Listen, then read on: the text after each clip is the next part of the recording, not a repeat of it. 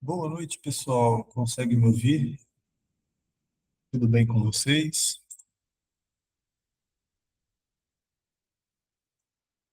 Beleza. Gravação iniciada. A gente vai hoje começar a nossa aula sobre a terceira unidade do nosso curso, ok? Vamos começar a falar sobre campo vetorial, beleza? Então, entramos agora na reta final do nosso curso e em breve a gente já vai estar aptos, né, com todos os tópicos concluídos para vocês estarem realizando, né, a última atividade avaliativa, beleza? Então, peço a vocês e não deixem para a última hora aqueles que ainda não realizaram as atividades da primeira e da segunda unidade, realizem, pois o nosso curso está em reta final, beleza?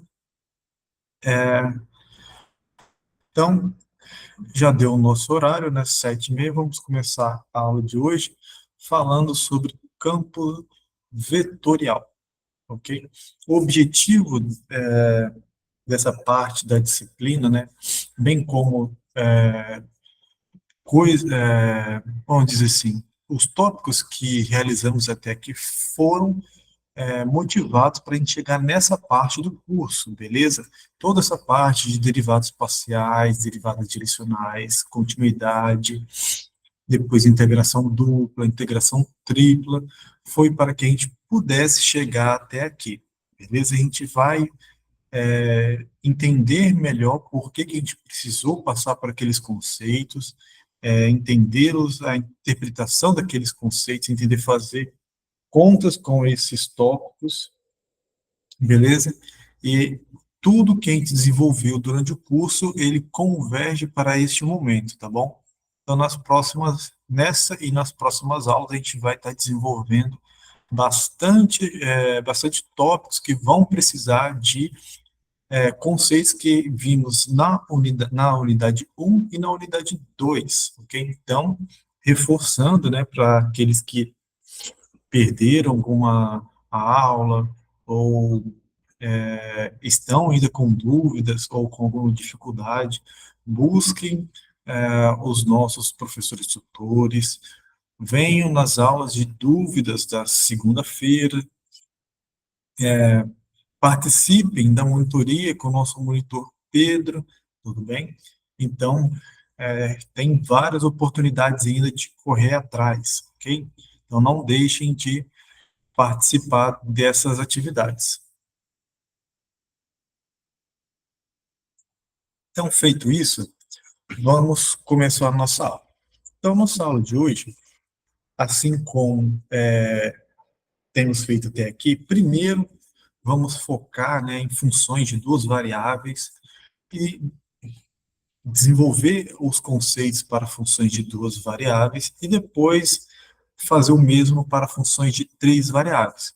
Fizemos assim na primeira unidade, na segunda unidade também, e aqui não vai ser diferente, beleza? Então, vamos começar.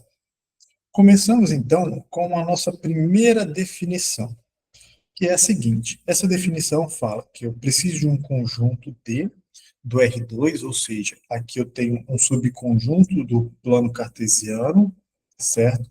Esse D aqui pode ser uma região qualquer. Eu vou dizer, deixa eu mudar aqui,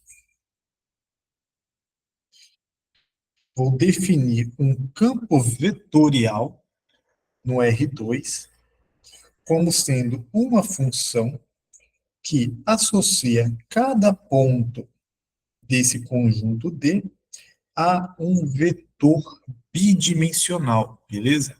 Então, aqui a gente vai já começar, a partir desse tópico, a gente vai começar a usar conceitos de geometria analítica, de álgebra linear, mas, como sempre, não precisam se alarmar, porque os tópicos dessas outras disciplinas que a gente vai abordar aqui são os tópicos mais simples, são as noções, por exemplo, de álgebra linear, noção primordial de o que é um vetor, tudo bem?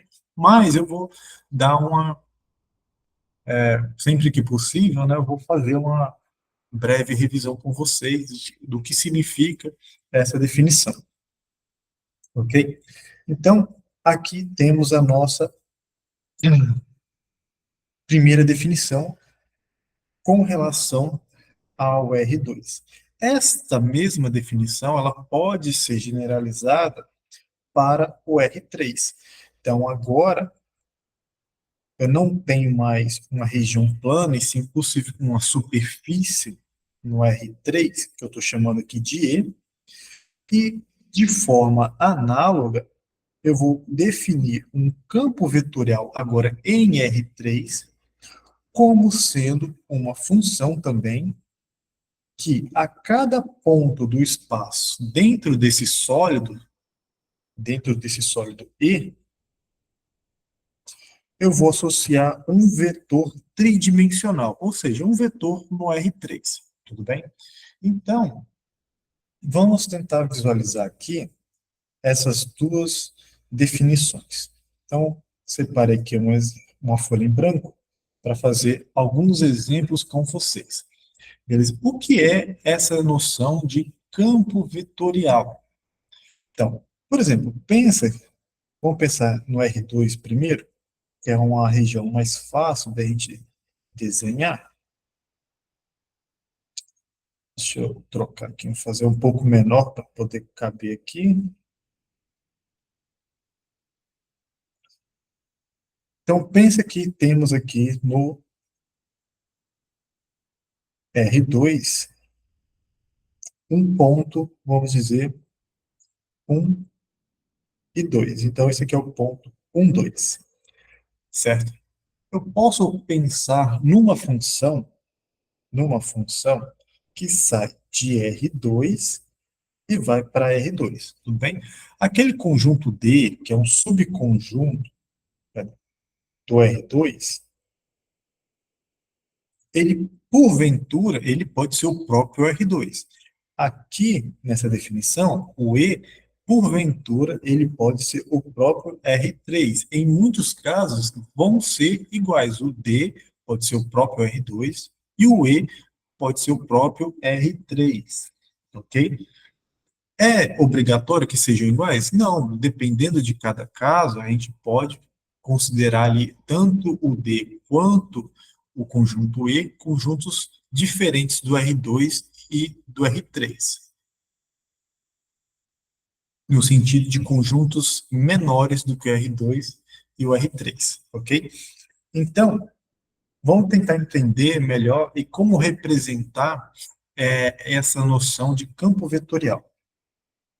Então, aqui eu tenho no R2 essa função que eu vou definir para vocês, que vai pegar cada ponto do espaço e vai associar a seguinte função. Vou levar o ponto x, y do espaço aqui, ok? No ponto menos y e x. Então, qual é a questão aqui sobre essa função? Como que ela trabalha? Beleza?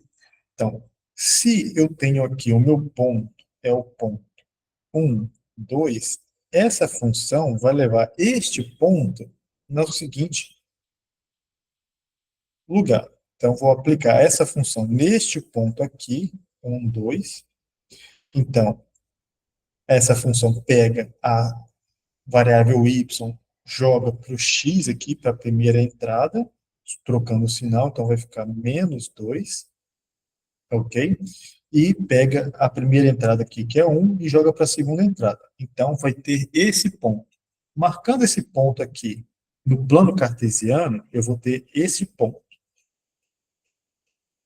Menos 2 e 1.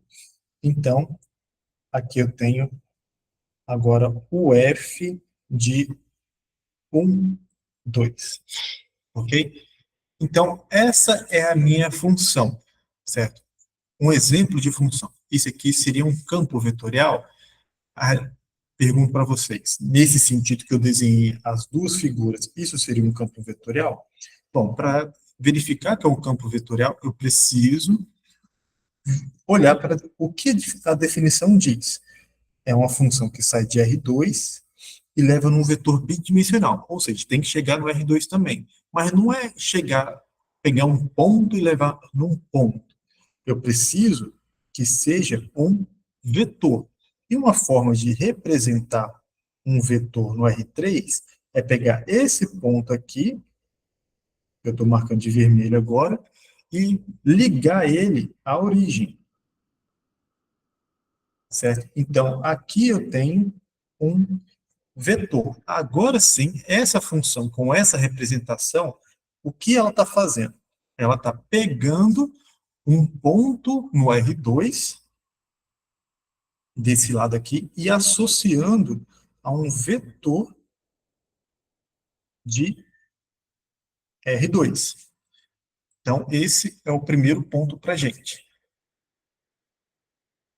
Mas, para facilitar a nossa compreensão e a visualização do que significa um campo vetorial, geralmente não separamos a imagem da minha função do ponto.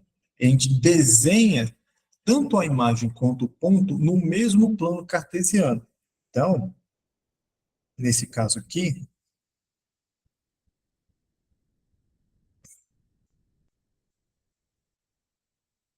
eu vou desenhar esse vetor aqui em cima da do meu ponto P. Então, seria algo nesse sentido aqui.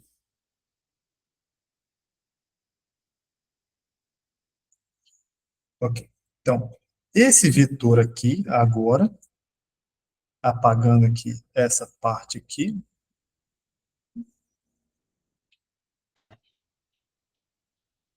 apagando essa parte,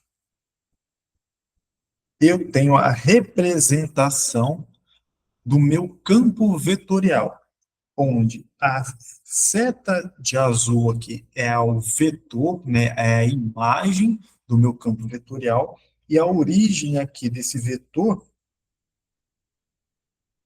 é o ponto onde eu estou aplicando, que eu chamei de ponto P, e aqui é F de P.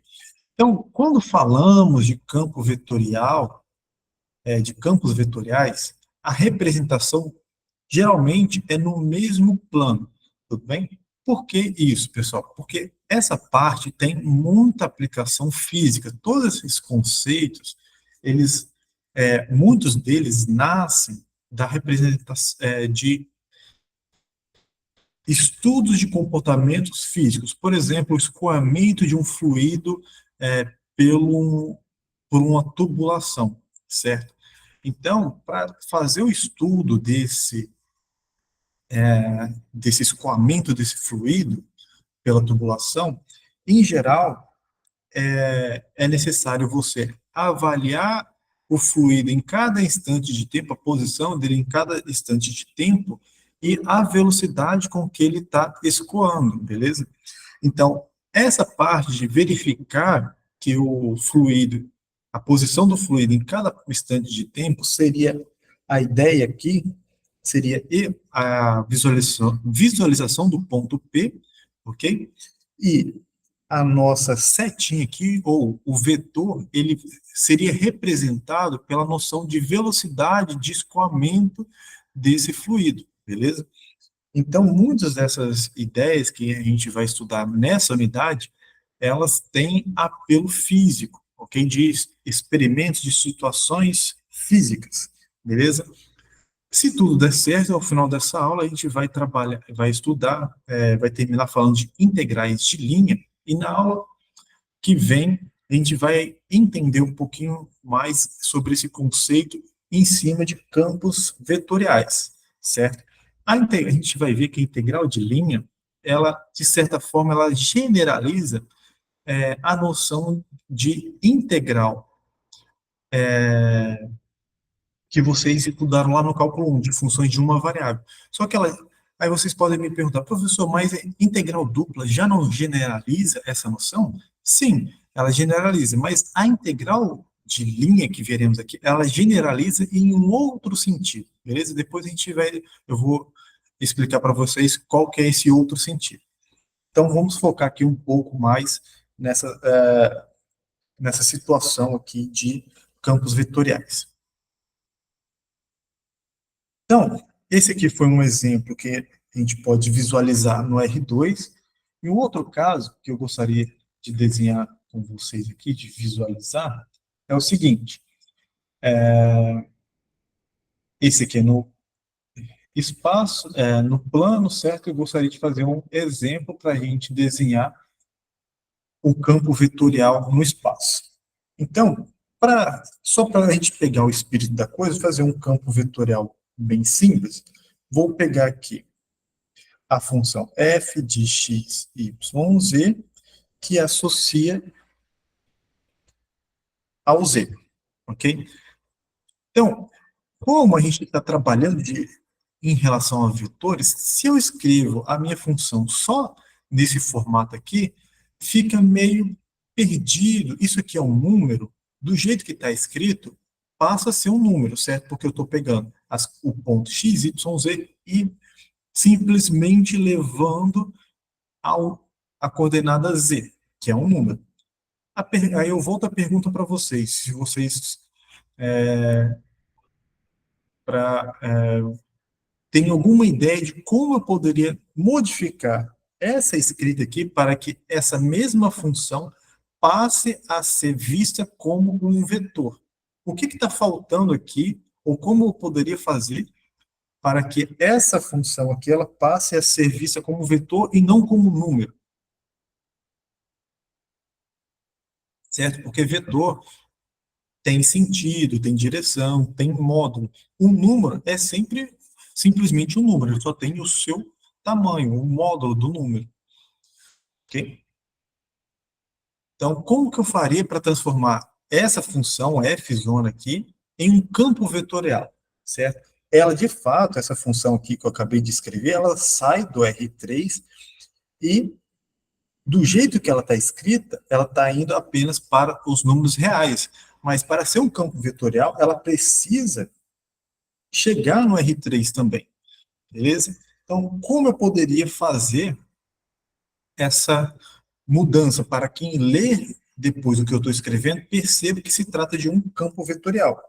Então, tem dois formatos de realizar isso. Pode falar, Rosiane. Eu poderia colocar lá menos Z, X, Y. Oi? Oi, professor. Oi, pode falar. Escuta. Sim, Eu poderia colocar lá menos Z, X, Y? Ou não faz sentido? menos C, Menos Z de rica. Menos Z, vírgula, X, vírgula, Y. assim? Isso. Poderia. Aí, do jeito que você escreveu, seria de fato, daria para interpretar como um vetor, ok? Mas não seria a mesma função que eu escrevi aqui. Para que fosse a mesma função, eu precisaria escrever na sua notação ou dessa forma aqui,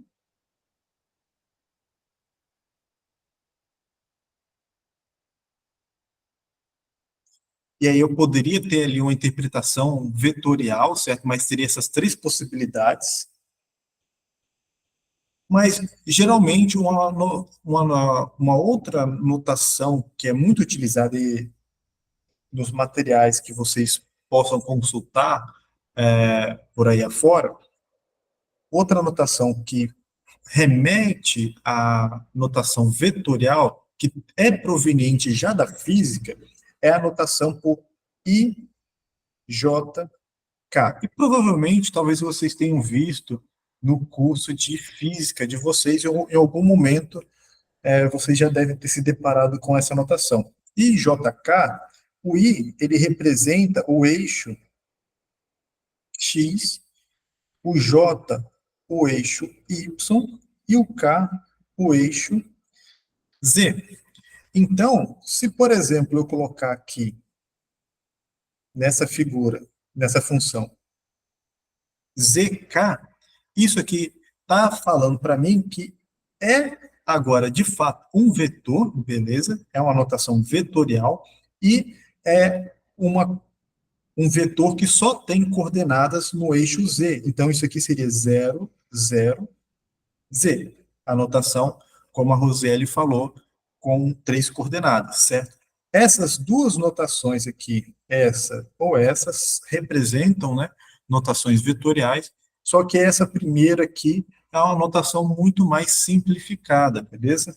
Então, daqui a pouco eu falo um pouco melhor, mais formalmente sobre essas notações, tanto no caso bidimensional quanto no tridimensional. Então, essa aqui agora, essa função f, ela pega os pontos do espaço x, y, z e associam agora sim a um vetor, certo? Dessa forma, zk. Então, agora de fato eu tenho um campo vetorial e eu posso, por exemplo, tentar desenhá-lo, certo? Eu vou tentar desenhar ele aqui. Então, aqui eu teria o eixo x, y e o eixo z.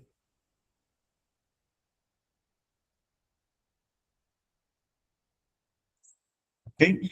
Então, o que que essa função faz? Vamos pegar um exemplo aqui, primeiramente. Pega um ponto qualquer no espaço. Vamos pegar 1, 2 e 3, certo? Isso aqui pertence ao R3.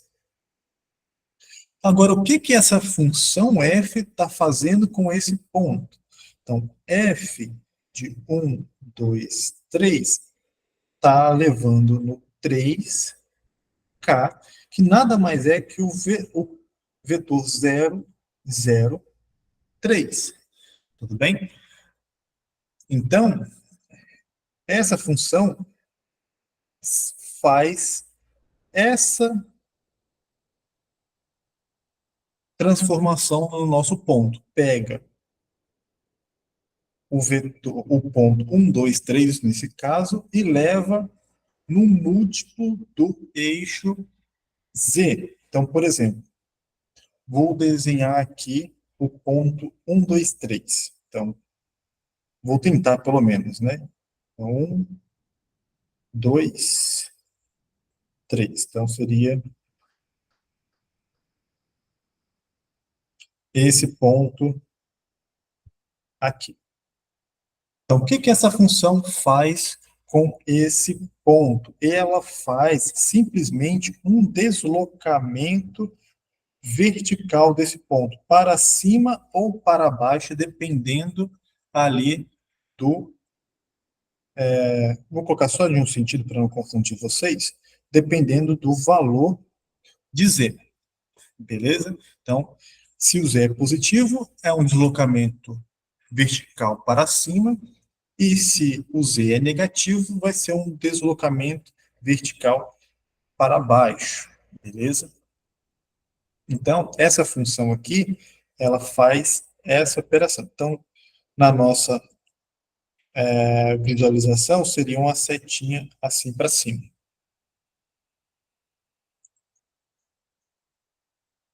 Tudo bem? Isso por quê? Porque um vetor é uma classe de equipolência, tá, pessoal? O que é uma classe de equipolência? Aí tem que retornar lá no, nas primeiras aulas de álgebra linear, mas é uma relação de equivalência, né? E como se eu pudesse, de certa forma, dizer que esses dois vetores aqui, se eles tiverem mesmo tamanho, mesma direção, e mesmo sentido, eles são iguais. Se eles são iguais, eu posso colocar ele, representar ele em qualquer lugar do espaço, de forma que é mais conveniente. Então, apesar de esse ponto aqui, esse vetor, na verdade, ele teria que estar desenhado aqui, eu vou desenhar de verde, essa setinha verde aqui, devido ao fato de um vetor ser uma classe de equipolência, eu posso pegar esse vetor verde aqui e transferir. Ah, não vai ficar legal aqui, porque ele vai puxar. Deixa eu tentar ver se eu consigo melhorar isso aqui. Então, vou fazer um pouquinho fora aqui, só para poder puxar o vetor. Então, seria esse vetor verde aqui. É como se eu pudesse arrastar ele agora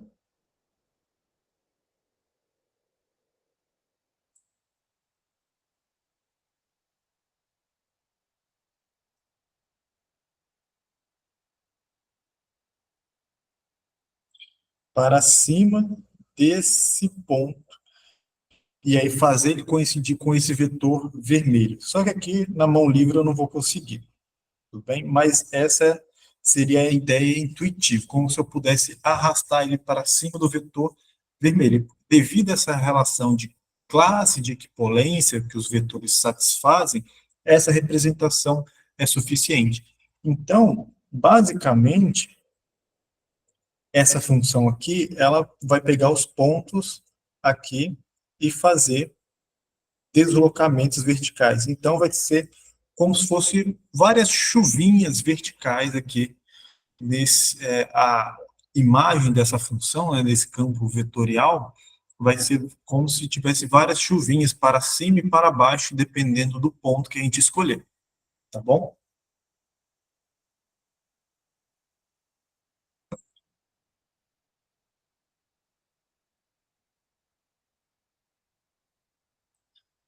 Beleza. Então, o que a gente tem aqui são os vetores, os campos vetoriais, né, em R2 e em R3. E aí o que eu queria destacar com vocês é a notação que a gente vai utilizar, beleza? Então, para o R2,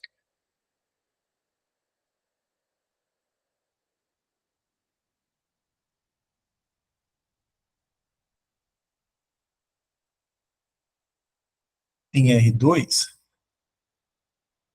o nosso campo ele é representado, pode ser representado, né, como uma função de duas variáveis, onde eu vou utilizar aqui funções auxiliares x, p de x, y,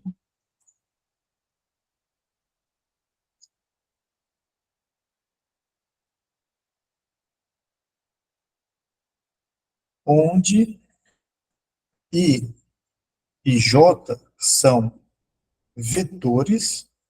Esses vetores aqui, pessoal, são os vetores canônicos, que geralmente a gente chama eles de vetores canônicos lá na álgebra linear.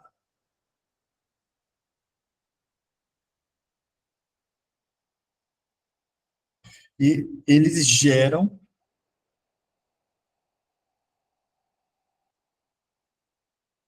o R2. Na verdade, ainda mais, além de gerar, eles formam uma base para o R2. Em termos de coordenadas, o I, né, ele representa esse vetor, o 1, 0, e o J, ele representa esse vetor aqui, o 0, 1.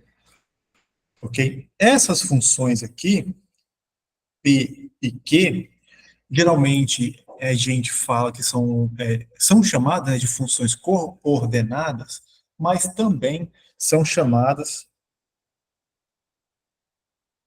as funções P e Q, são chamadas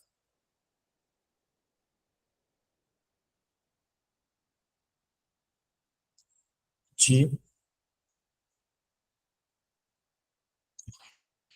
campos escalares.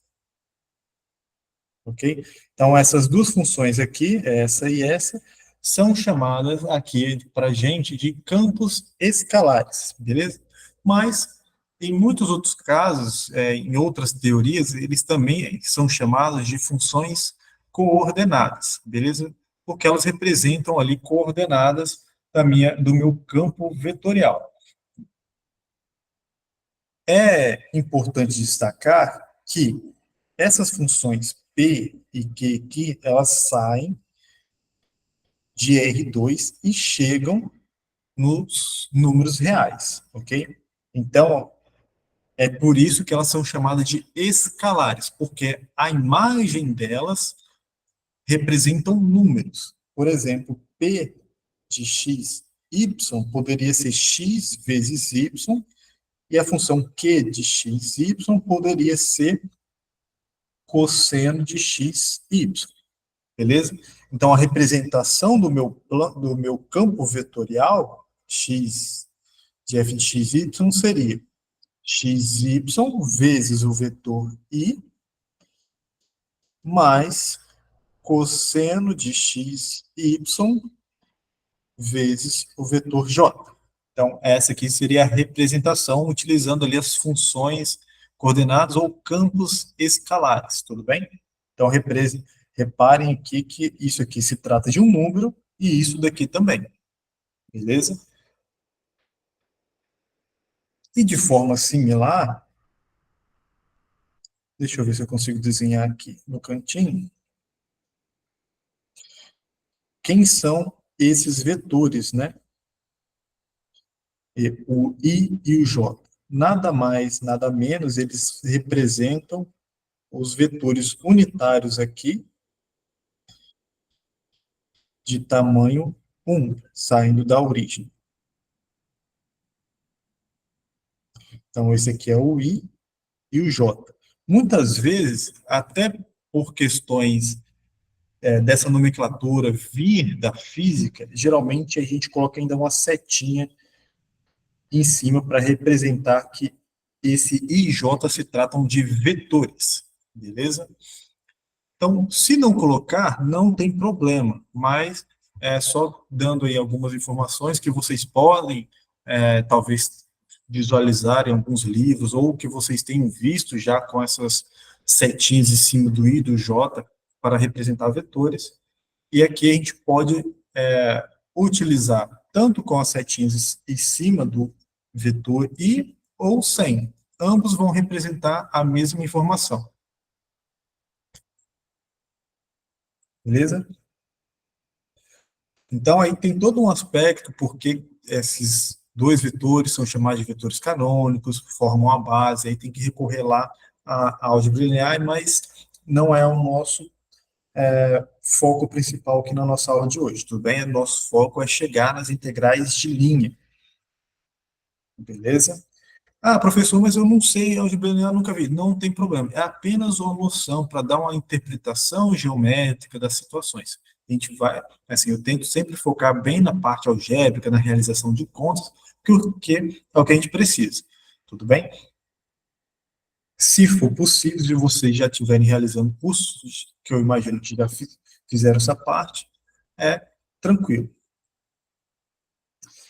Beleza, então isso foi sobre a parte de duas coordenadas, né, no R2, mas agora vamos falar sobre essa representação de campo vetorial em R3. Aqui, como são três dimensões, vamos utilizar, de novo, os vetores I e J. Lá do R2, eles são utilizados aqui também. E precisamos de mais um vetor, porque é tridimensional, então tem três, a dimensão do R3 é 3, então preciso de três vetores na base. Então preciso de mais um vetor aqui, que geralmente é representado pelo vetor K. Certo? De novo, não precisa ter essas setinhas aqui em cima, ok? Dos vetores, mas é bom no início a gente colocar para não se confundir. Beleza? Então, aqui são os vetores. Mas aí vocês podem estar se perguntando, professor, mas que loucura é essa? Você está no R3 agora, e esse vetor I tinha duas coordenadas, como ele vai ter três coordenadas? Então, ele, aqui a gente traz a mesma representação para remeter ao R2, mas, claro, as adaptações são necessárias. O vetor I é o vetor 1, 0, 0. O J é o 0, 1, 0, e o vetor K vai ser o 0, 0, 1. Ok? Então, a gente tem a mesma escrita, mas o significado que é diferente, por isso a gente precisa observar. Estamos em R3, então a escrita do I vai ser essa. Estamos em R2, então a escrita do I será essa. Tudo bem? Beleza. Então, aqui temos então esses três vetores que formam, né, uma base para o R3, e o nosso campo vetorial ele vai ser representado aqui da seguinte forma. Então, vão ser três funções escalares agora, x, y, z, i, mais q de x, y, z, mais r de x, y, z, vezes o vetor k.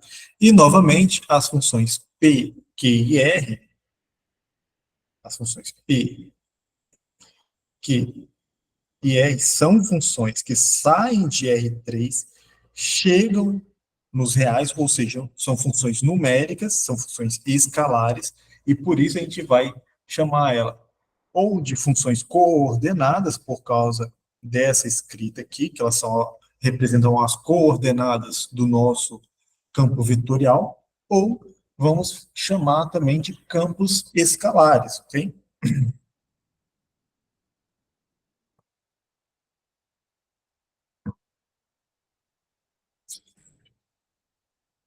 Então, aqui temos outra representação. Então, por exemplo, eu poderia pegar aqui, na minha função p, de x, y, z, ser a função exponencial de x, y, z, a função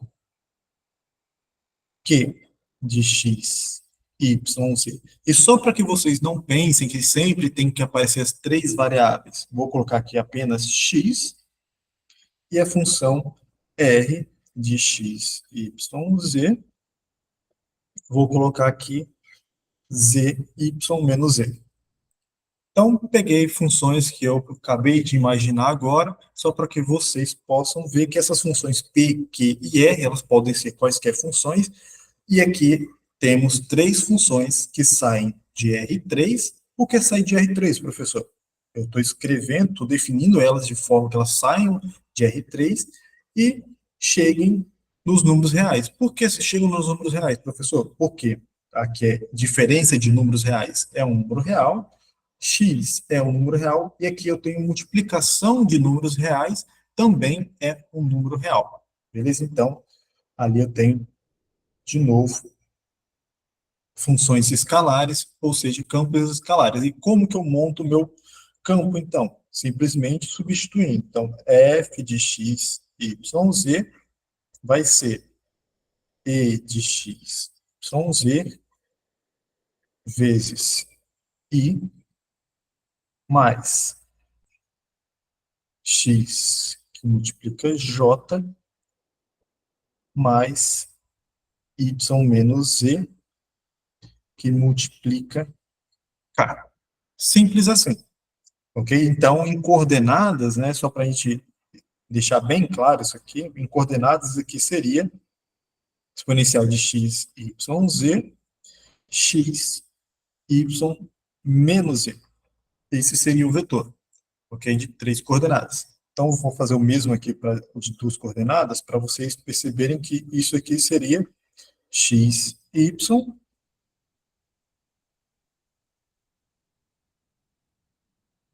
xy, vírgula, cosseno de xy. Esse seria o vetor no exemplo anterior, beleza? Então, aí a gente tem algumas informações, né, algumas noções algébricas bem importantes que vão facilitar as nossas contas. Tranquilo? Então, aqui a gente encerra o nosso assunto sobre campos vetoriais de dimensão 2 e dimensão 3, né? Saindo de R2 ou saindo de R3.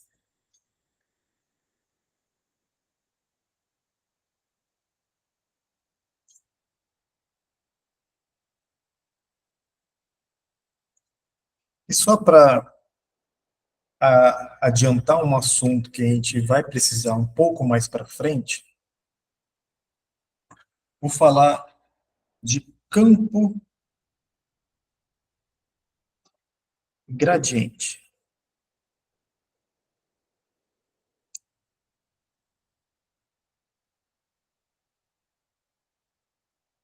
Ok? Então, vou falar rapidinho de campo gradiente de uma função. Então,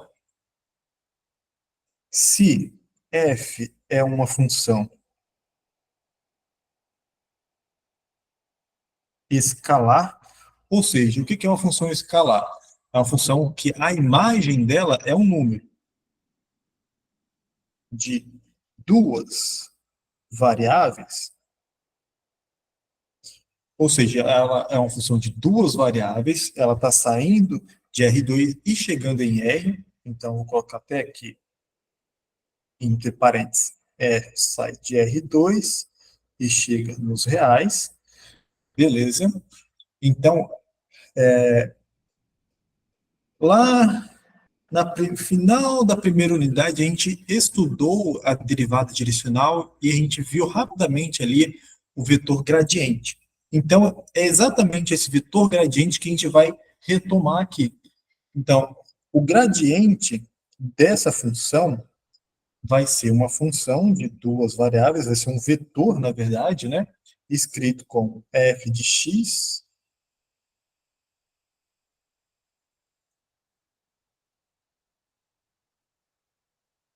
mais f de y j, ok? Então, nesse caso aqui eu tenho a representação, para quem lembra da notação, e aqui também as derivadas parciais em relação a x e em relação a y, certo? Lá a gente denotou nesse formato aqui, f de x, f de y, ok? Então aqui, essa linha aqui eu estou denotando já como a gente está escrevendo os nossos campos vetoriais nesse formato, ok? Então, podemos tanto utilizar essa escrita aqui, quanto essa escrita aqui, beleza? Então, agora, como a gente está falando de campos vetoriais, o que a gente está realizando aqui? Estamos associando um ponto a um vetor. De que forma? Através da minha função ali e do seu vetor gradiente, beleza? Então, por exemplo, aqui eu tenho, então, a função, o campo vetorial, que eu vou chamar de campo vetorial gradiente, beleza? Então, esse é o vetor, aqui, esse é o campo que a gente vai chamar de campo vetorial gradiente, porque ele vem, né, ele nasce do gradiente de uma função. E de forma análoga, se a minha função f ela sai de R3 e chega nos reais, eu também posso calcular o gradiente dessa mesma função, onde o vetor gradiente agora dessa função vai ter três variáveis, né? Eu então posso calcular aqui f de x, y, z, vetor i, mais f em relação a y, derivada parcial, x, y, z, vetor j, mais derivada parcial agora em relação a z, x, y, z, vezes o vetor k. Então, essa daqui é vai ser também um campo vetorial gradiente, só que no R3, certo? Então, aqui é no R3, e esse exemplo aqui, essa definição é para o R2, beleza? É a mesma ideia, a mesma notação, só muda uma variável a mais ou a menos, dependendo da dimensão aqui, se é o R2 ou se é o R3, beleza? Então, por exemplo, vamos fazer aqui um exemplo rapidinho aqui, para a gente como calcular o o campo vetorial gradiente, ou simplesmente campo gradiente, beleza? Vamos pegar a função f, saindo aqui do R2, chegando nos reais, que a cada ponto associa ao número x quadrado y menos y ao cubo.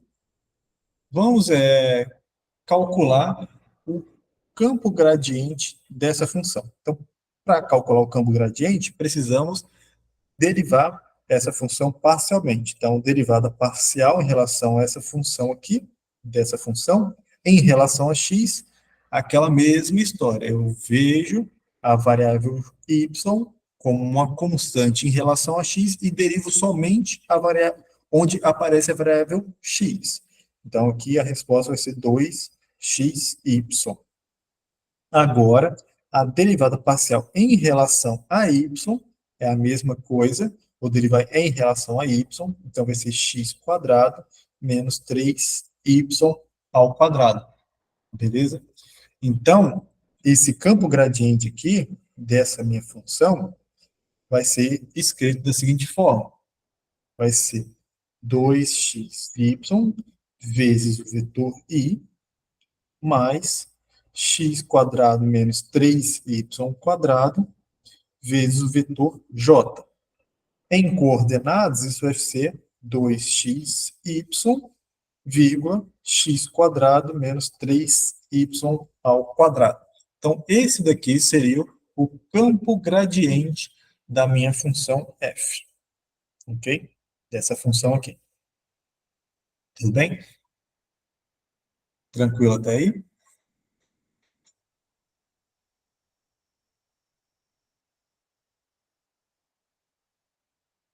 Pode falar.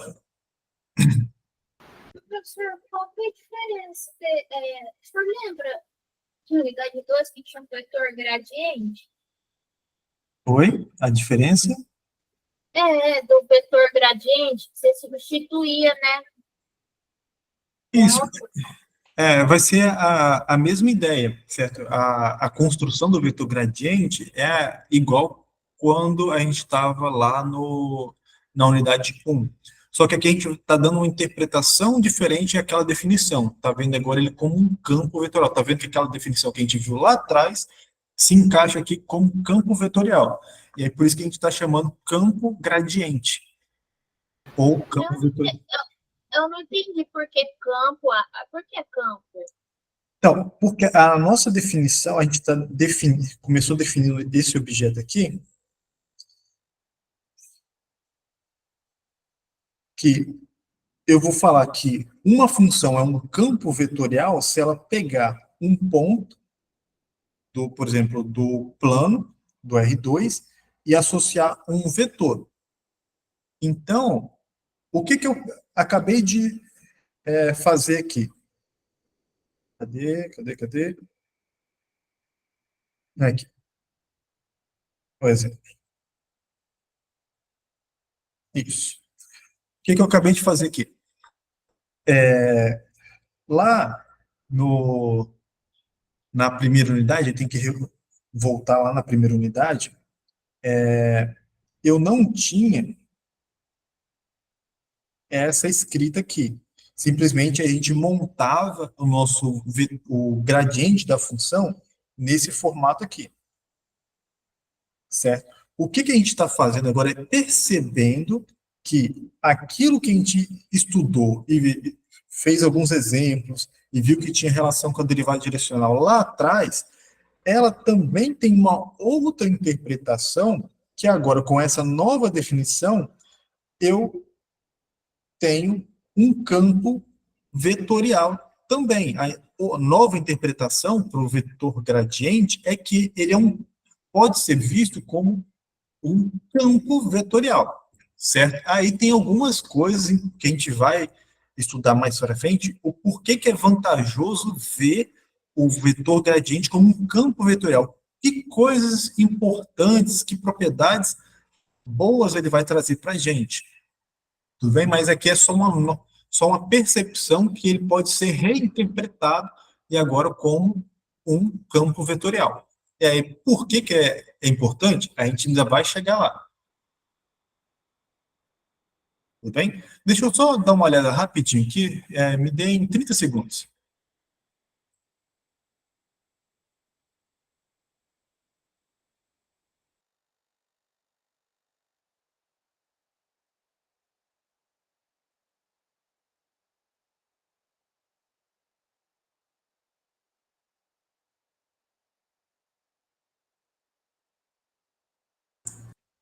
Voltei, pessoal, desculpem.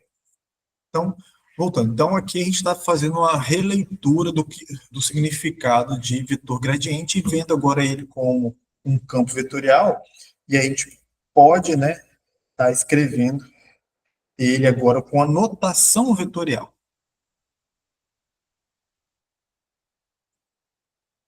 Beleza? Então, e aí tem algumas coisas interessantes que a gente pode falar sobre, por exemplo, sobre o vetor gradiente. Eu não lembro se eu falei anteriormente sobre essa propriedade, mas é a seguinte. Deixa eu adicionar mais uma página aqui.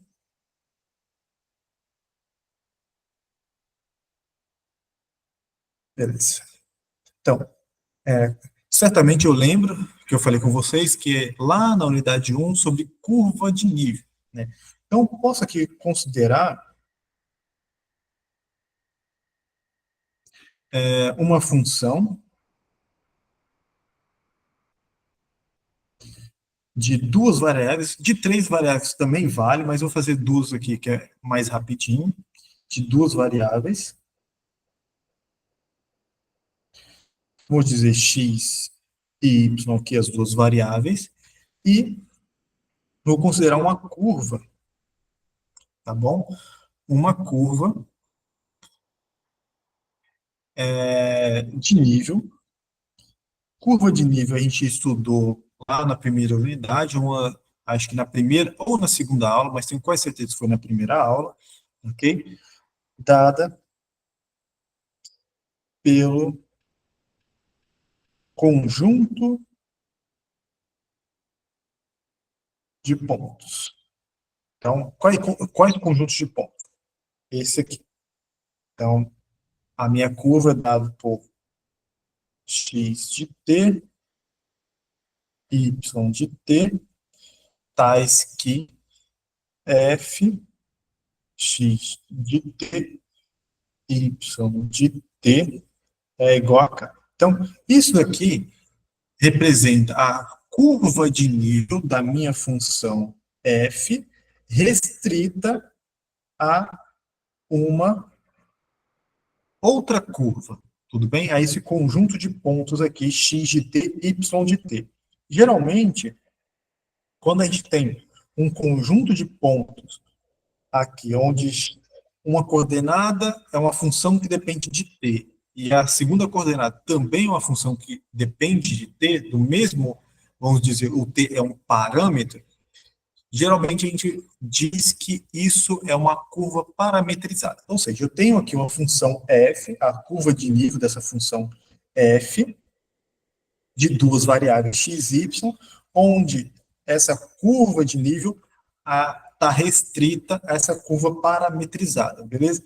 Então, olhando para essa equação aqui, para essa igualdade, se eu derivo essa igualdade aqui em relação a t, usando a regra da cadeia, o que eu vou ter? Vou ter a derivada parcial de f em relação a x, vezes x em relação a t, mais derivada parcial de f em relação a y, derivada de y em relação a t, e isso aqui, como o segundo lado aqui é uma constante, né, por ser curva de nível, isso é igual a zero.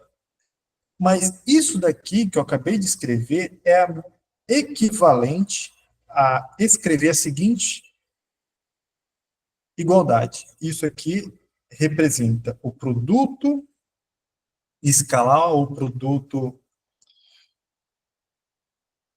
escalar definido lá em álgebra linear, ok?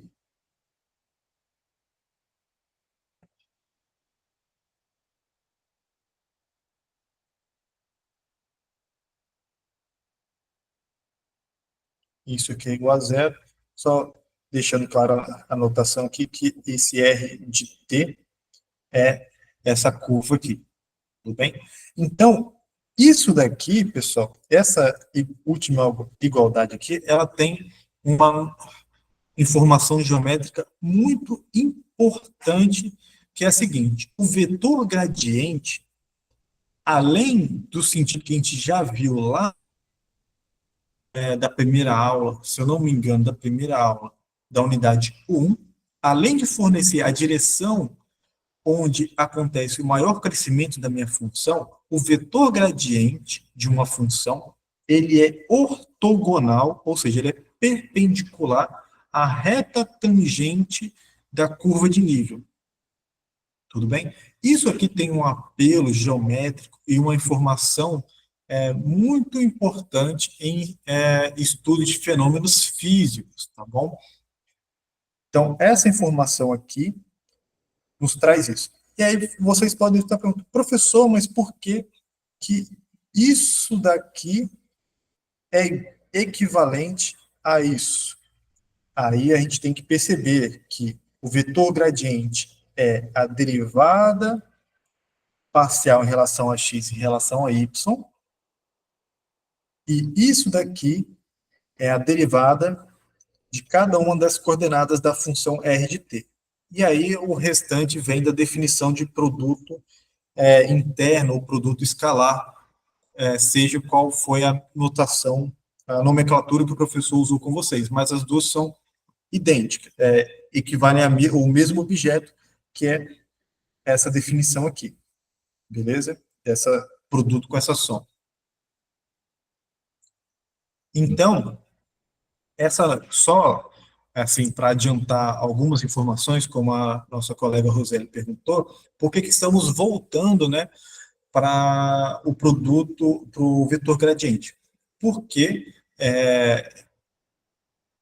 estudar o campo gradiente, ele traz informações, porque em alguns casos, eles, utilizando, né, a curva de nível, a gente vê essa situação de perpendicularidade com relação à trajetória de um objeto, onde, naquele primeiro exemplo que eu citei para vocês, a função era x, y, e levava no menos y, i mais x, j, que era menos yx, isso daqui tinha tudo a ver para a gente com a circunferência, tá, pessoal?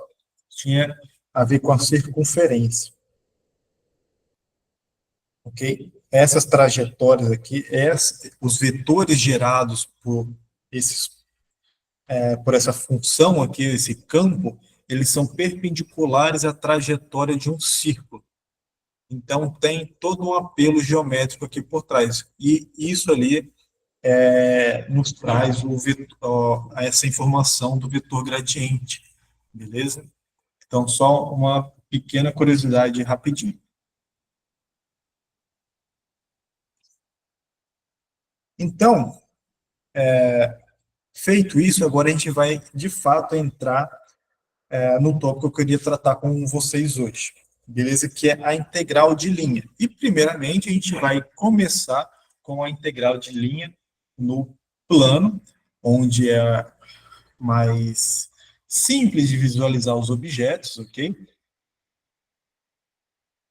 E depois a gente vai generalizar essa noção para integral de linha no espaço. Mas como assim? O que seria integral de linha, professor?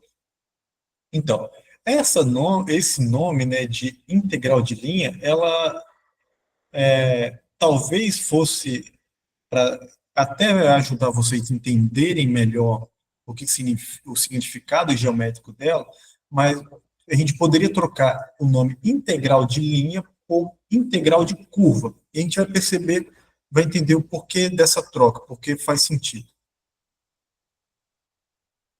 Mas para isso eu queria falar rapidinho, relembrar para vocês como que a gente calculava, né, a, as integrais lá no cálculo 1. No cálculo 1, por exemplo, se a gente tinha um pedaço de parábola aqui, por exemplo, x ao quadrado, eu queria, lá no cálculo 1, calcular, por exemplo, a área abaixo do gráfico da parábola e acima do eixo x, certo? Então, seria essa região aqui. Então, seria essa região que eu estou sombreando aqui. Okay? Então, lá no cálculo 1, a gente desejava, né, calcular, por exemplo, esse tipo de área. Então, como que era feito isso? Então, lá no cálculo 1, eu pegava esse intervalo aqui do 0 até 1, particionava ele em N partes iguais e criava vários retângulos aqui, utilizando esses intervalos, certo? Calculava a área de cada um desses retângulos e, no final, somando a área de cada um desses retângulos, eu aproximava a área desses retângulos da área que eu gostaria de calcular, beleza? E aí a integral era pegar essa soma, fazer a quantidade de retângulos tender ao infinito, e aí lá no infinito eu tinha claro, salvo as condições necessárias, né, a função tem que ser contínua, integrável, dependendo do contexto, mas salvo isso, lá no infinito, as áreas, elas coincidiam. Que áreas? A área real do objeto que eu queria calcular, dessa sombreado azul, com a soma das áreas dos retângulos. Lá no infinito, elas coincidiam. Então, o que eu quero chamar a atenção aqui, por que eu estou trazendo isso à tona de novo, é que aqui, no cálculo 1, o que a gente realizou foi pegar um pedacinho de reta rígida, pedaço de reta mesmo, e particionar ele, né, em vários pedaços iguais. O que a integral de linha vai fazer agora, pessoal, é o seguinte: eu vou, de novo, aqui, estou no plano, tudo bem? Só que a integral de linha, eu vou pegar a minha função e, ao invés de integrar em cima de uma reta, de um intervalinho da reta, rígido, como lá no cálculo 1, agora eu vou integrar em cima de uma curva qualquer, por exemplo, de uma curva C. Tudo bem? Então, por isso que a troca de integral de linha para integral de curva talvez fosse mais fácil de vocês compreenderem, certo? Mas essa questão de linha é justamente porque a curva pode ser interpretada como uma linha, certo? Então, ela engloba os dois casos. Então, nesse sentido, a gente está generalizando a noção de integral do cálculo 1, que era num pedacinho de intervalo, um pedacinho da reta, para uma integral agora em cima de qualquer tipo de curva unidimensional, nesse formato aqui. E como que vai se dar essa integral? Da mesma forma, a gente pega, né, um intervalo aqui, essa função, essa curva C, ela é parametrizada, ok? E o que é uma curva parametrizada? Se ela é uma curva que está no plano, então ela depende de duas variáveis, então ela, aqui é um conjunto de pontos x e y, ok? Então é um conjunto de pontos x e y satisfazendo uma determinada equação, uma curva parametrizada, esse x, ele depende de um parâmetro. Geralmente, a gente fala que esse parâmetro é o tempo, certo? De novo, porque o apelo dessas definições vem lá da física. E a variável y, ela tem também tem uma parametrização, a dependência, vou até trocar as variáveis aqui para vocês não confundirem, depende de duas funções, onde, vou até trocar a cor aqui também, chama de vermelho, onde o T vermelho aqui é o parâmetro, que geralmente a gente chama de parâmetro tempo, mas isso, de novo, é um apelo que vem lá da física, e as funções G e H são funções que dependem do mesmo parâmetro. Quando essa curva C, as variáveis têm essa condição, satisfaz essas igualdades, eu vou dizer que essa curva C é uma curva parametrizada, beleza? Então, essa curva aqui sendo parametrizada, a gente vai poder realizar a seguinte operação aqui, seguinte coisa. Então, sendo parametrizada, esse T aqui, ele varia num determinado instante de tempo, ok? Vou chamar aqui de A até B. Então, é como se eu tivesse aqui a reta aqui embaixo, e aí particionando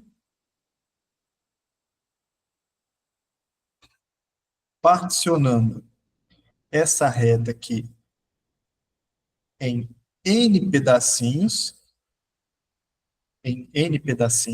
eu consigo particionar de forma similar à minha curva, certo? E cada um desses pedacinhos aqui, que vou tentar circular aqui, cada um desses pedacinhos, eu vou chamar eles de arco, ok? Esses são pedaços de arco aqui, onde esses tamanhos vão ser todos chamados, essas variações vão ser chamadas de delta S, certo? Então, se eu particionar esse intervalo aqui de A a B, onde o tempo está variando em N partes, eu vou particionar a minha curva também em N subarcos, ok? E aí, a integral de linha vai ser definida da seguinte forma. Eu vou montar essas somas aqui, considerando o tamanho desses subarcos, ok? De cada um deles. A minha função vai ser aplicada em pontos dentro desse subarco aqui, então posso escolher um ponto aqui. Esse ponto tem coordenadas, deixa eu melhorar aqui um pouquinho, tem coordenadas x estrela e y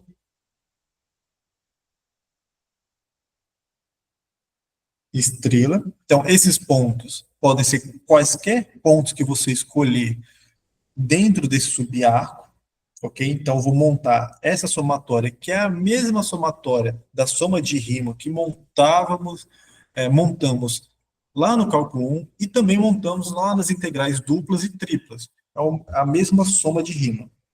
E aí, a integral de linha da minha função sobre a curva C, ela nada mais é do que o cálculo desse limite dessa soma de rima, utilizando aqui os comprimentos desses arcos, ok? Então, eu vou dizer que a integral de linha existe se esse limite existir.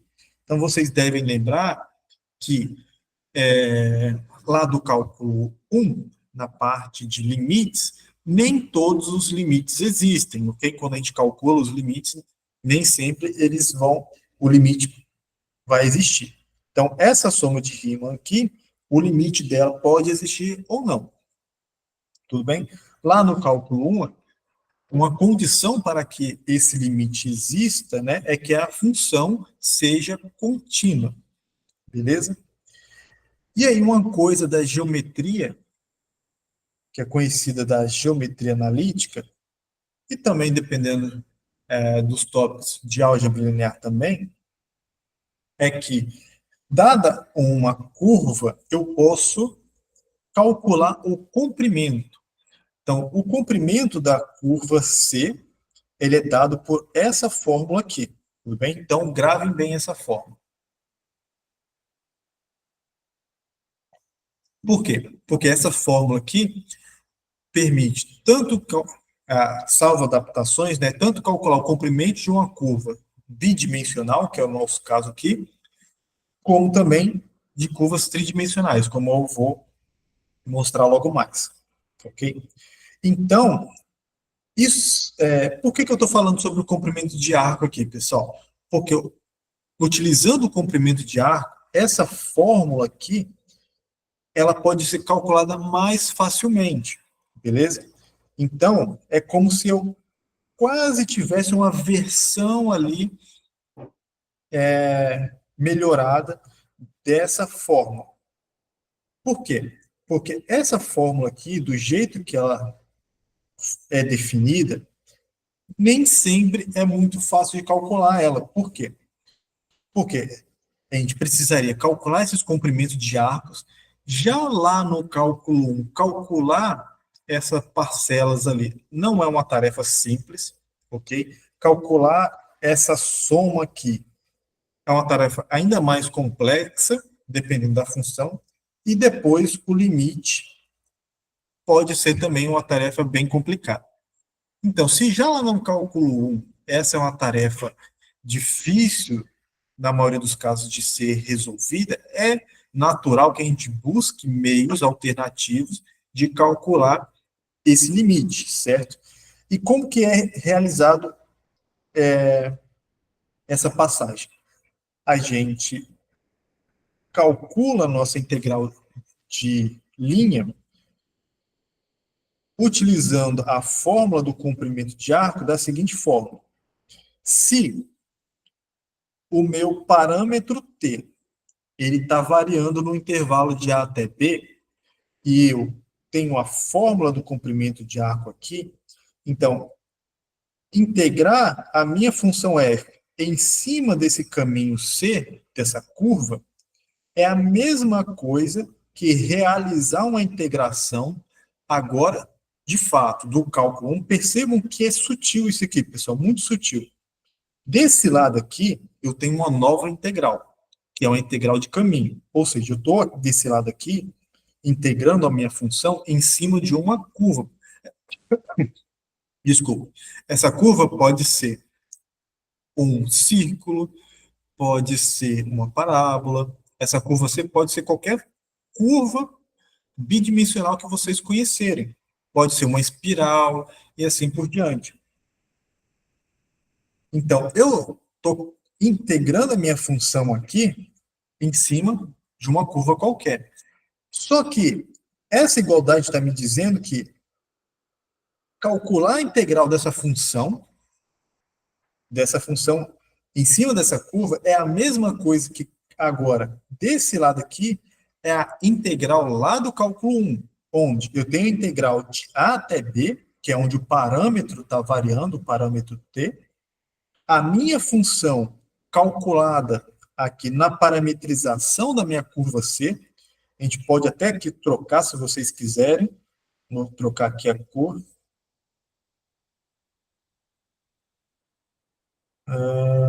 Deixa eu ver.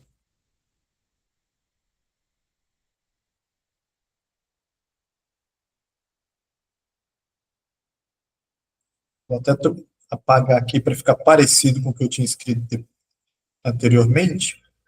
Se é parametrizar e não confundir vocês.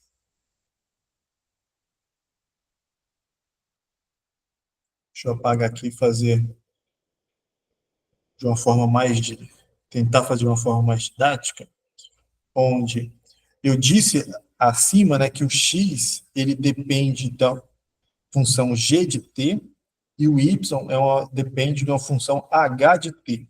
Então, aqui é a minha função f calculada em g de t e h de t, vezes tudo isso, vezes o comprimento de A. E essa fórmula aqui, raiz de derivada de g de t ao quadrado, mais derivada de h de t ao quadrado.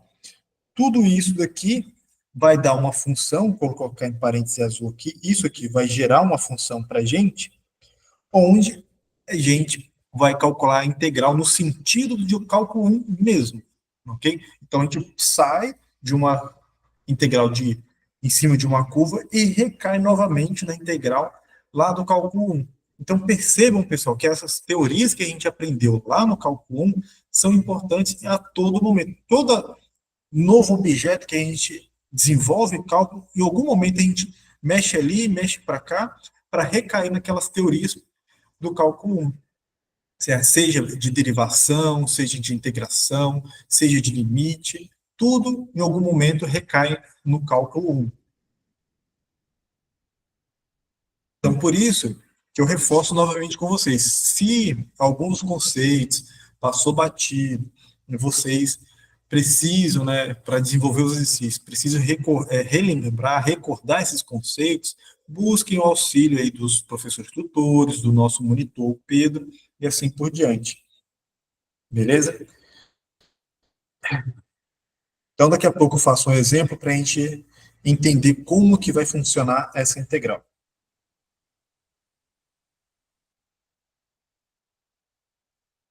Uma coisa, né, aqui já é um assunto mais sofisticado, uma questão mais sofisticada, é que uma vez que eu tenho uma curva, eu posso criar várias parametrizações para essa curva, tudo bem?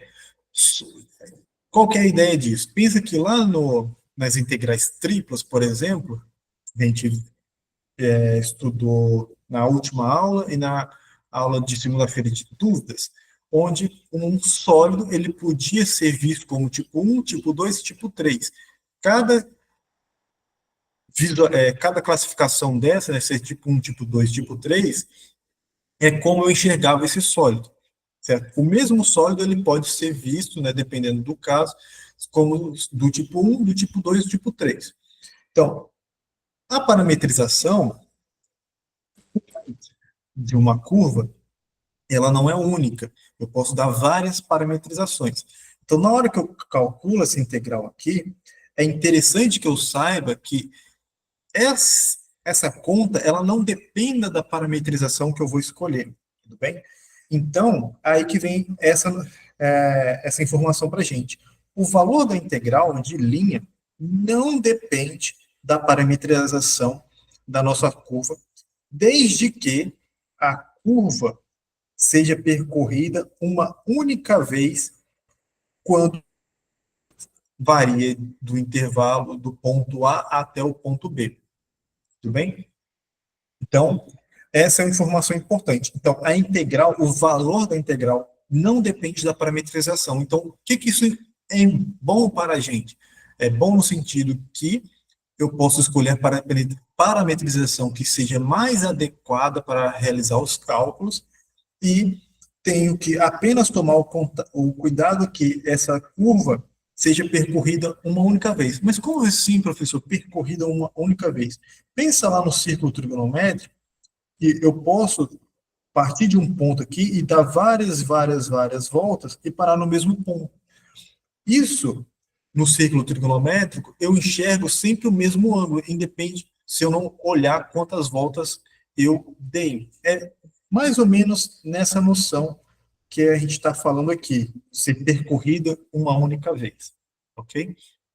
Então, se eu tenho aqui o comprimento de arco, o comprimento de uma função da curva C, dada por essa relação, eu posso, cadê? Aqui.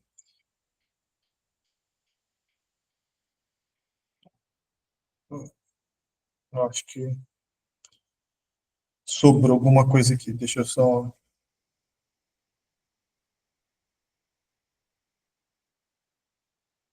É, isso. Acho que sobrou alguma coisa ali que não. Depois eu vou apagar. Vocês podem ignorar isso aqui que eu acabei de. Isso aqui pode cortar, tudo bem? É que eu escrevi uma outra coisa aqui e acabou passando batido.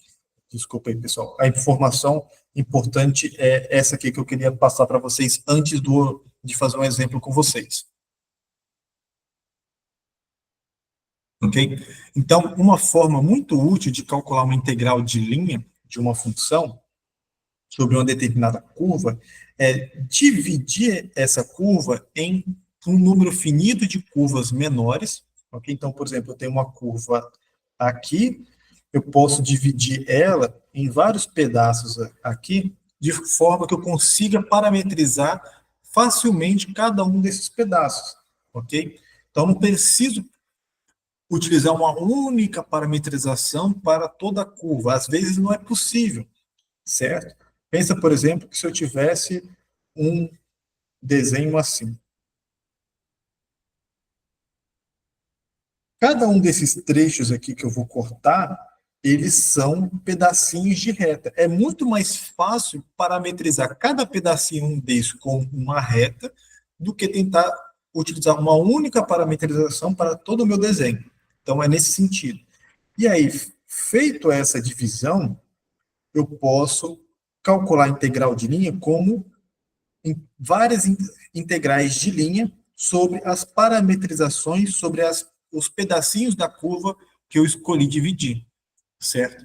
Isso aqui vai facilitar bastante a nossa vida, certo? Então, fazer um exemplo aqui, para a gente não ficar só na parte teórica, e aí depois a gente passa para integrais de linha no espaço. Já adianto, a definição, a noção é a mesma, ok? Só que vai aumentar uma variável a mais, certo? Depois a gente volta nesse caso. Deixa eu fazer um exemplo aqui de integrais de linha no plano, ok? Então, por exemplo, para começar, vamos aqui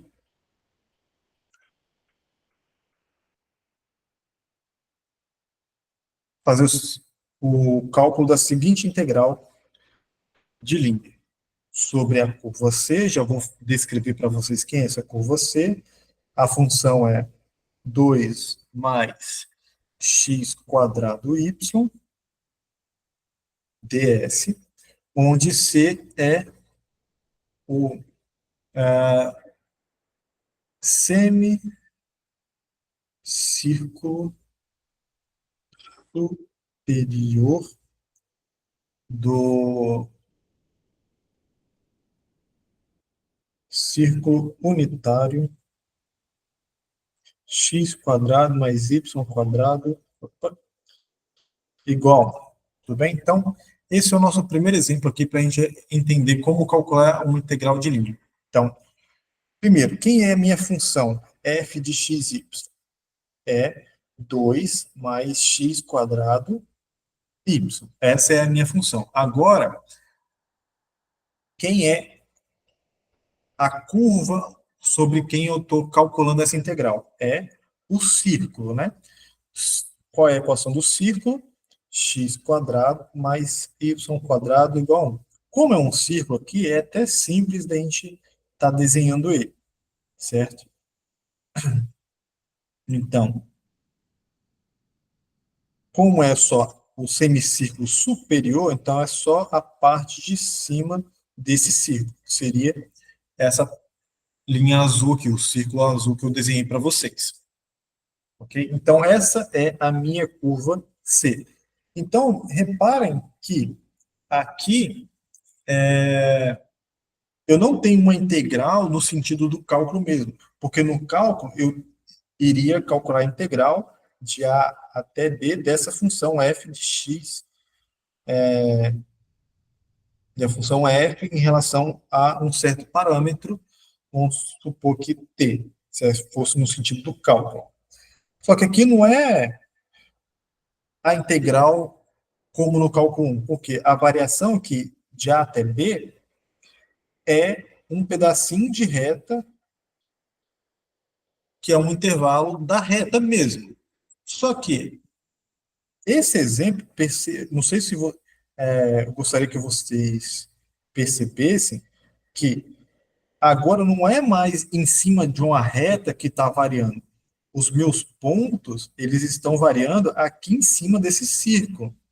À medida que o tempo passa, vamos pensar aqui no parâmetro tempo, à medida que o tempo passa, os pontos vão andando em cima desse círculo, ok?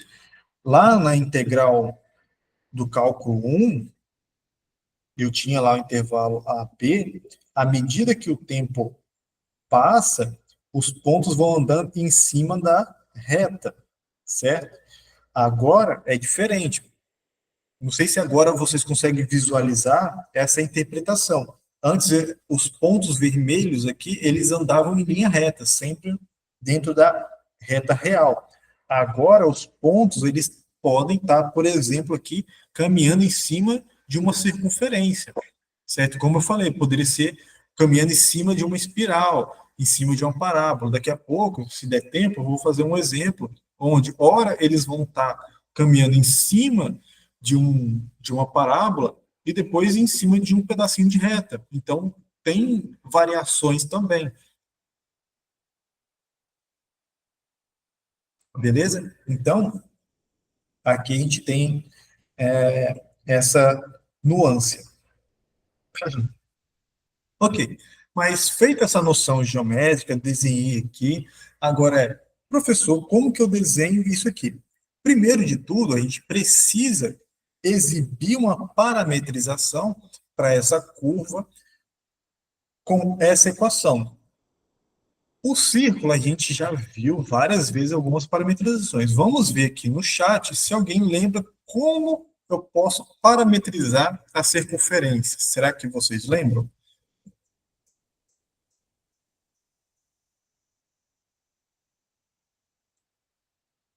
E aí, como que dá para parametrizar a circunferência? Será que tem como?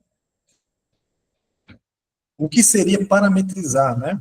Então, seria fazer a variável x ser igual a uma função que depende de t e a variável y ser uma outra função que depende de t. Será que é possível?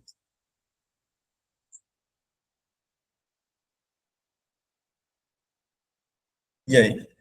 O chat está em silêncio.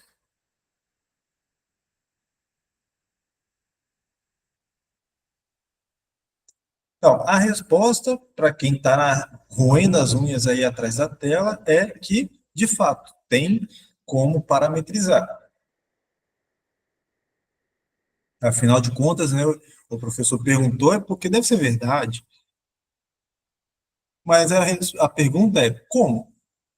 Então, algumas vezes eu já mostrei para vocês essas parametrizações que eu posso pegar aqui o cosseno de t e aqui o seno de t, e isso daqui descreve, de fato, o círculo unitário. Por quê? Cosseno ao quadrado de t mais seno ao quadrado de t, quanto vale? Independente do valor de t. Sempre vale 1, certo? Então, por causa dessa propriedade do cosseno e do seno, essa daqui é uma parametrização adequada para o círculo. Mas se eu ponho somente essa informação aqui, eu estaria considerando todo o círculo. Pergunto para vocês, qual é a variação do t para que eu esteja descrevendo simplesmente a parte superior do círculo? O t tem que variar de onde até onde?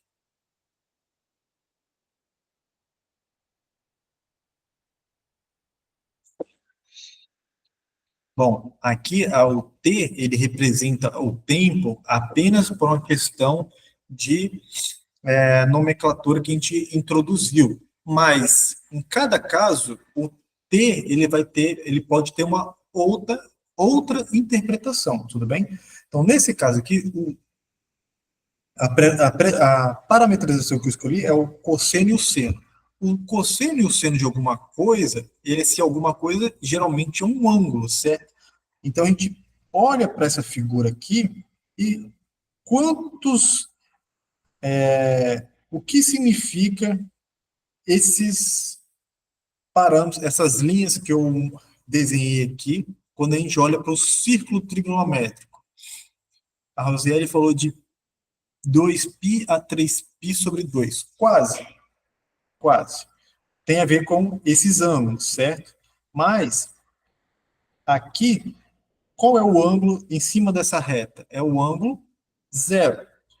E, partindo dessa reta até aqui, qual é a medição do ângulo? Né?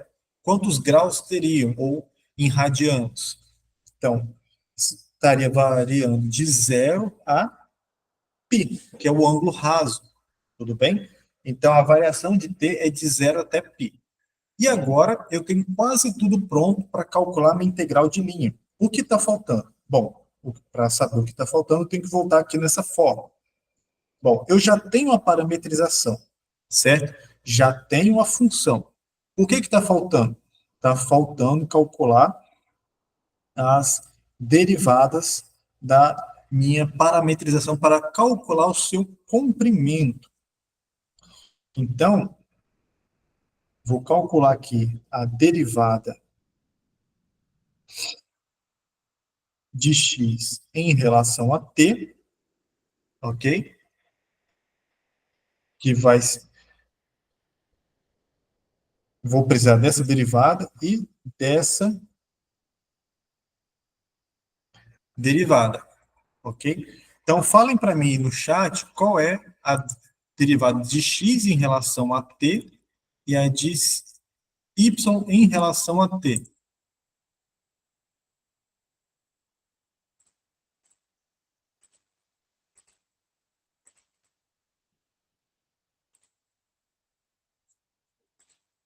Vamos lá, cadê?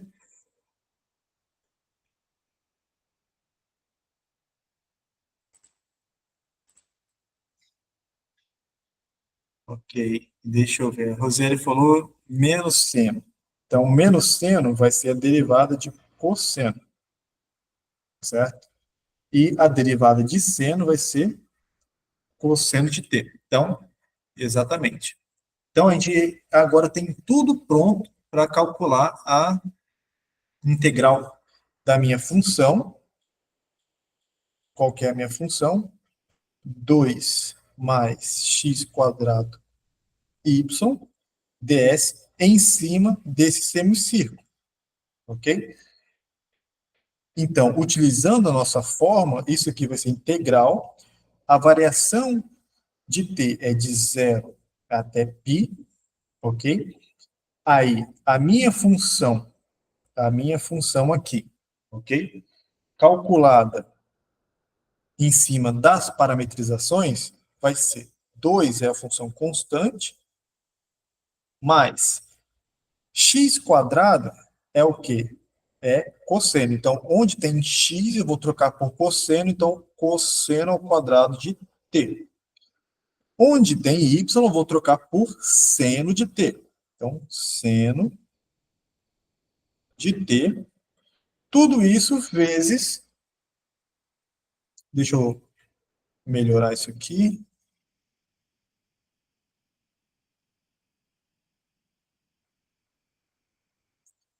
Ok?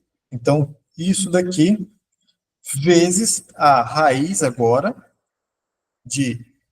da derivada de x em relação a t ao quadrado, que vai ser menos seno de t ao quadrado, mais a derivada de y em relação a t ao quadrado, que é cosseno de t ao quadrado dt. Então, agora que eu substituí tudo na fórmula, eu vou desenvolver essa parcela aqui e ver o que aparece, beleza? Que função vai aparecer para depois calcular a integral. Então, desenvolvendo isso aqui, eu vou ter integral de 0 até π de 2 mais cosseno ao quadrado de t, seno de t, raiz de seno ao quadrado de t, mais cosseno ao quadrado de t. Opa! Acabamos de ver que seno ao quadrado mais cosseno ao quadrado é 1. Raiz de 1 é o próprio 1. Então, eu posso trocar isso aqui por dt. Agora é calcular essa integral aí. Tudo bem?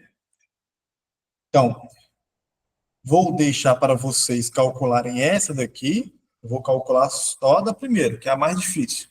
Então, isso daqui é a primitiva disso. Vai ser 2t, certo?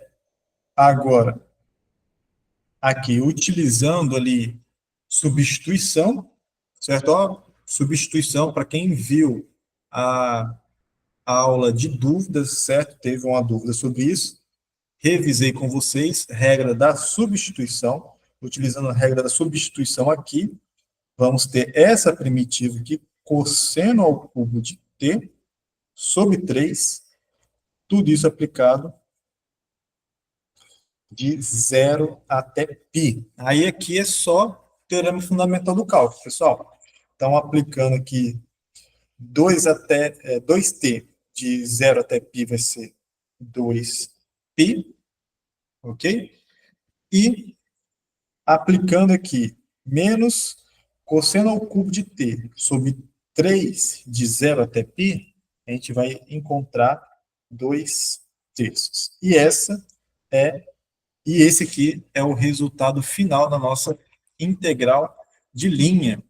Tudo bem? Alguma dúvida até aqui?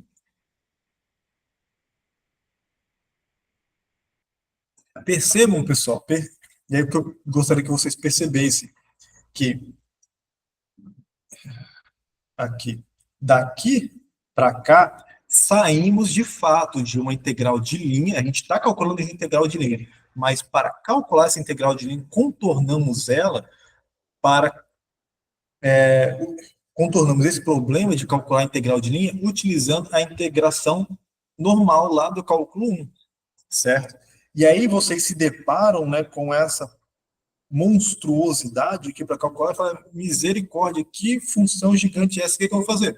Não, tem que ter calma, ver o que dá para simplificar e aí realizar as contas e calcular as primitivas de forma adequada, tá bom? Então, como a gente está um pouquinho em cima da hora, deixa eu terminar a nossa aula falando sobre a integração de linha em 3 variáveis, tá bom? E aí, na aula de dúvidas, eu resolvo mais exemplos sobre essa integração de linha aqui, por exemplo, resolvendo um exemplo onde eu tenho que particionar a minha curva ali em 2 curvas, 3 curvas, onde eu consigo parametrizar cada um desses pedacinhos de curva para facilitar as minhas contas. Tá bom? Então, vamos lá. Então, integral de linha no espaço. Então, agora, aqui, de novo, tem um errinho aqui, não é curva plana, tá? Seria curva espacial, porque tá 3 coordenadas, ela está no espaço, dada por essas equações aqui, certo? X dependendo do parâmetro t, a variável y dependendo do parâmetro t, e a variável z também dependendo do parâmetro t, certo? Então, essa igualdade aqui seria a parametrização dessa curva C, ok? E, lembrando, esse I, J, K aqui representam os vetores I, J, K que eu falei lá nos campos vetoriais, certo? Essa informação aqui, que é a curva suave, certo? Simplesmente significa que as derivadas dessa curva existem, as derivadas em relação a t dessa curva, elas existem, tá bom? Existem e são contínuas. Isso quer ser suave. Para a gente evitar de ter curvas do tipo assim, que tem furos, né? tivesse furos. Então, esse é simplesmente uma questão técnica. A maioria das curvas que a gente vai trabalhar, elas são suaves, ok? Então, de novo, se tratando ali de uma curva no espaço, uma curva espacial, parametrizada por essas equações, a gente vai dividir essa curva em N subarcos de comprimentos delta S1, delta S2 e assim por diante, certo? E escolhendo pontos ao acaso dentro de cada um desses subarcos, a gente vai reescrever a soma de Riemann, ok? Semelhante a que a gente estudou agora há pouco para a integral de linha no plano, só que no plano só tinha duas variáveis, aqui no nosso caso são três variáveis, mas a construção é a mesma. E vamos definir então a nossa integral de linha de uma curva de uma função de três variáveis sobre uma curva suave, uma curva espacial suave, como sendo aquela soma, aquela adaptação da soma de Riemann aqui que eu falei anteriormente, pegando a imagem da minha função em pontos dentro de cada subarco, multiplicando a imagem da função pelo comprimento desses subarcos e fazendo essa quantidade de arcos tender ao infinito. Então, se esse limite existir, eu vou dizer que esse limite é exatamente a integral de f sobre a curva C. Tudo bem? É a integral de linha de f sobre C. E aí, de novo, calcular esse limite aqui não é uma tarefa simples. Não é uma tarefa simples nem no R2. No R3, aumentando as variáveis, isso pode complicar um pouco mais. Tudo bem? Dependendo aí da cara da função, das equações da nossa curva espacial, ok? Mas, de novo, não tem problema. Por quê? Se eu tenho conhecimento da parametrização dessa função, eu posso calcular o comprimento dessa curva, como no caso do R2, aqui o comprimento de arco dessa função vai ser dado pela mesma fórmula lá. Lá, o comprimento de arco, a função era de duas variáveis, então a gente só tinha essas duas parcelas de somas aqui. Aqui, como são três variáveis, a gente tem uma parcela extra, que é em relação a z, tudo bem? A fórmula é a mesma, com salvas essa correção, se for de duas variáveis, não tem essa parcela, se for três variáveis, terá essa parcela aqui. Então, a integral da minha função f sobre a curva C é a mesma coisa que calcular essa integral. De novo, essa integral em colchetes aqui é a integral que estudamos lá no cálculo 1, assim como a última fórmula que eu passei para vocês, certo? E aqui, de novo, o AB aqui é a variação do parâmetro t, então o t está variando de A até B, ok? Essa função aqui, a função f aplicada de novo na parametrização da minha curva C, ok? Então, para não ficar confuso aqui, vamos finalizar só falando assim. Se eu tenho uma curva C com parametrização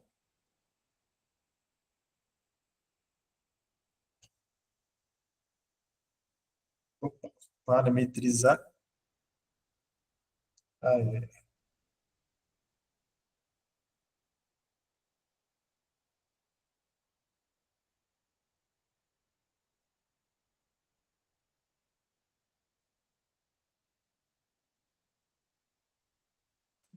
beleza? Só um segundinho.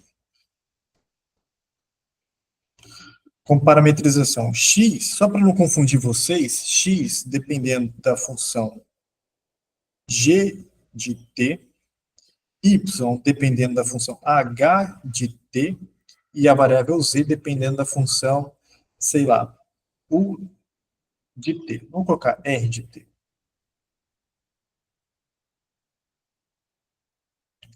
Vou colocar u de t mesmo, tudo bem?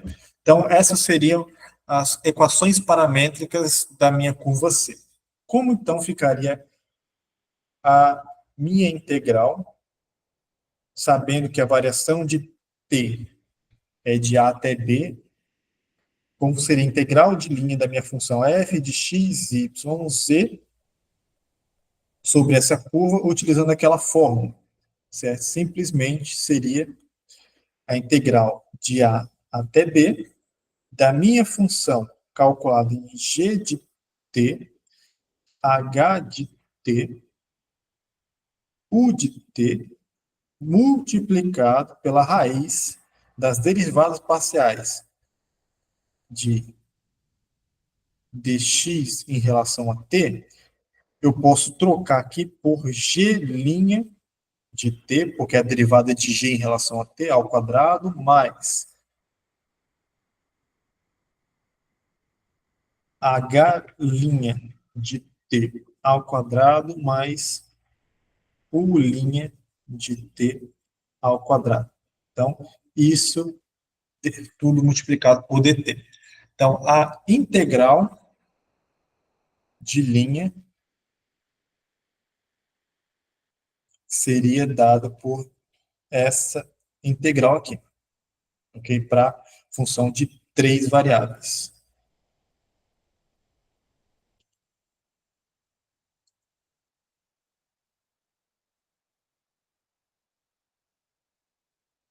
Seria essa mesma equação aqui. E qual que é a diferença para função de 2 variáveis?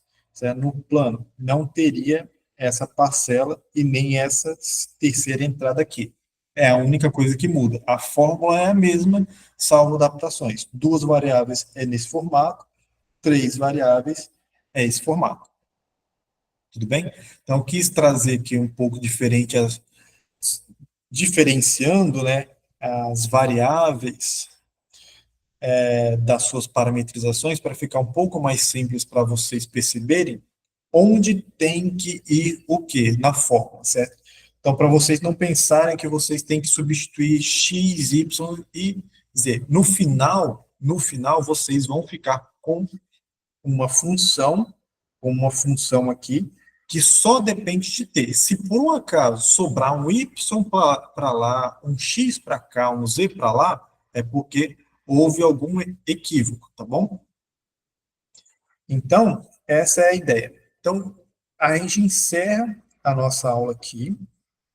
Na próxima aula, eu vou falar sobre integrais de linha de campos vetoriais, tá bom? Até agora, nossas integrais de linha são funções que estão saindo do R2 e chegando no R, ou saindo do R3 e chegando em R. Agora, quer dizer, agora na próxima aula, não mais, vão ser funções que chegam em R2 ou em R3, vão ser campos vetoriais.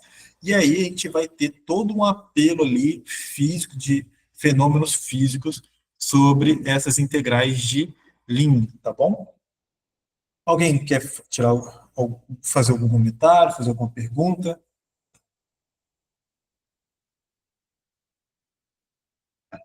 Fique à vontade.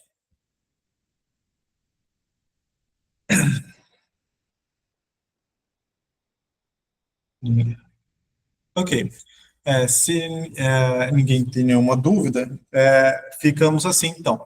Então, encerramos a aula de hoje aqui, tá bom? Na aula de exercício da próxima segunda-feira, eu vou realizar alguns exercícios, alguns exemplos, que para a gente visualizar melhor como realizar essas contas, sobre integrais de linha, sobre no plano e no espaço, particionar algumas curvas em várias curvas menores para perceber como essa separação vai facilitar o cálculo dessas integrais. para que na aula de terça-feira que vem a gente já comece com essas integrais de campos vetoriais, né? E a gente tenha ali já a interpretação e as contas na cabeça um pouco mais claras, beleza? Então a gente encerra a nossa aula por aqui, pessoal. Eu vou encerrando aqui a gravação. Obrigado pela participação de vocês e até a próxima aula.